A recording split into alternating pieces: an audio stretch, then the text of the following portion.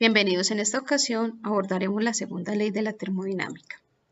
Primero que todo, la segunda ley de la termodinámica gobierna todos los procesos en la naturaleza, es decir, determina la direccionalidad que estos tienen.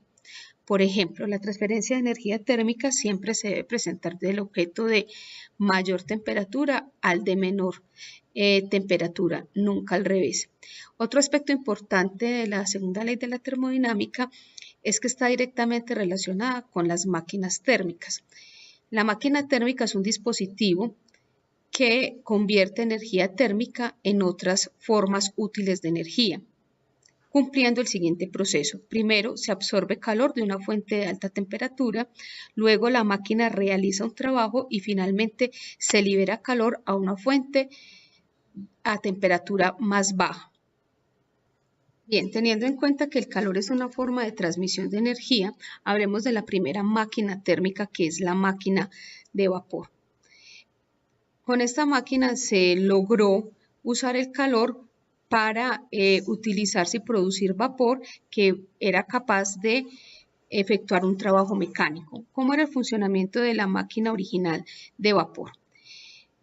Estaba formado por una caldera a alta presión que convertía el agua en vapor, el cual penetra al cilindro a través de la válvula A, que está abierta en ese momento, mientras que esta válvula B está cerrada.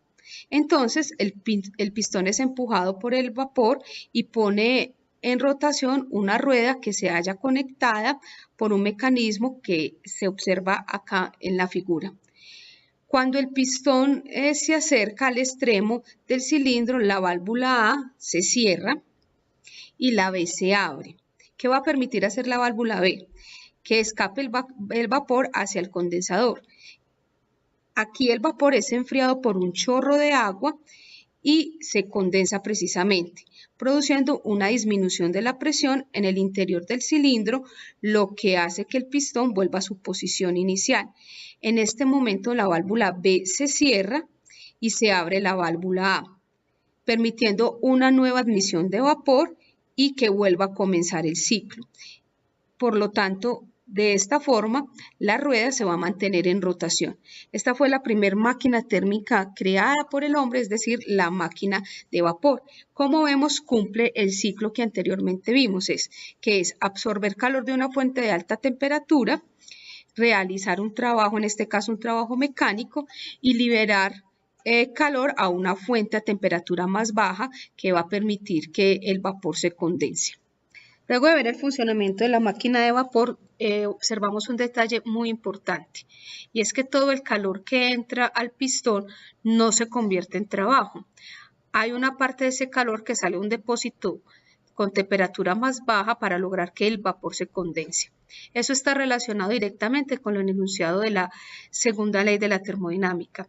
Es decir, no todo el calor que entra puede convertirse en trabajo y por eso hablamos de la eficiencia de las máquinas térmicas. Si hablamos de un motor de un automóvil, este tiene una eficiencia del 20%.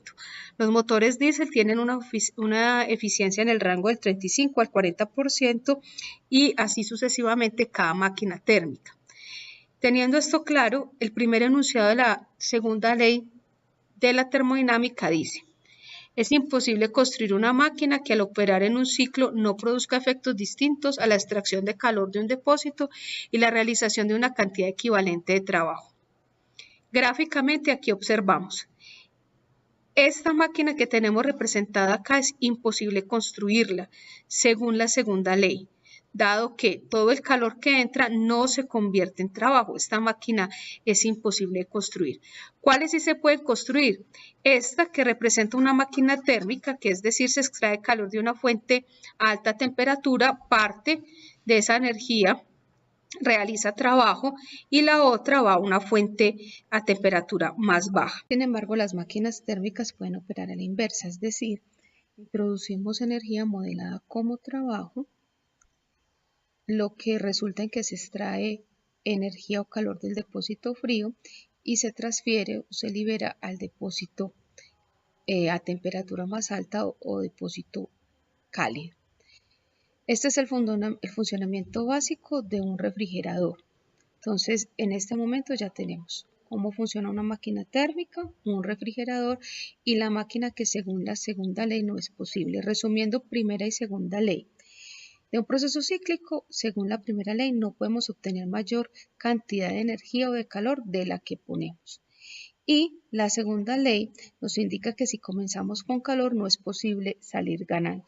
Recordemos, según esta segunda ley, no podemos convertir o es imposible convertir todo el calor que extraemos de una fuente a temperatura alta en forma de trabajo.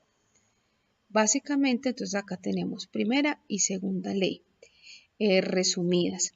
Ahora vamos a ver cómo determinar la eficiencia de una máquina térmica.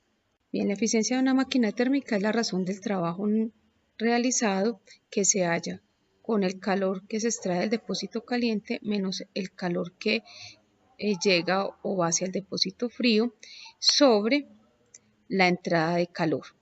Esta es una de las expresiones para hallar esa eficiencia de una máquina. La otra es que entonces si separamos esta fracción y hacemos las divisiones correspondientes, la otra expresión para la eficiencia de una máquina térmica es 1 menos el calor que ingresa al depósito frío sobre el calor que sale del depósito caliente.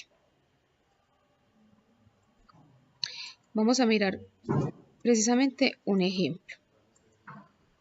Entonces acá tenemos una máquina absorbe de un depósito 800 joules y desecha 600 joules en cada ciclo. ¿Cuál es la eficiencia? Si usamos la segunda ecuación o relación, tenemos 1 menos la energía o calor que va hacia el depósito frío sobre la energía o calor que sale del depósito caliente. Hacemos esta operación y nos da que la eficiencia de la máquina es del 25%. Entonces, según los datos que tengamos, podemos usar cualquiera de las expresiones y la anterior expresión, me voy a devolver,